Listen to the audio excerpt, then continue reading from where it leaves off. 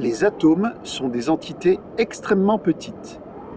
Leur taille se mesure en fractions de nanomètres. Impossible de les observer directement et surtout impossible de les compter un par un.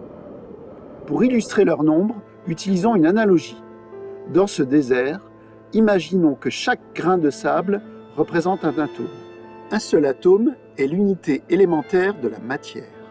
Mais en chimie réelle, on ne manipule jamais des atomes isolés. Une simple goutte d'eau ou une pincée de sel contient des quantités astronomiques d'entités chimiques.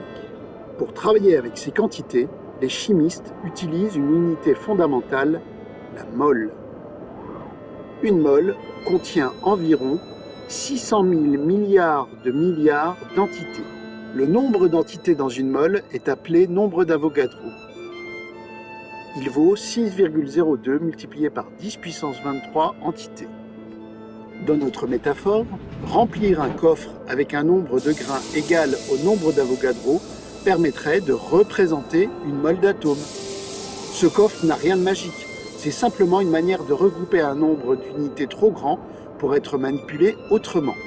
Une mole n'est pas un volume ni une masse, c'est un nombre précis d'entités, tout comme une douzaine représente 12 objets.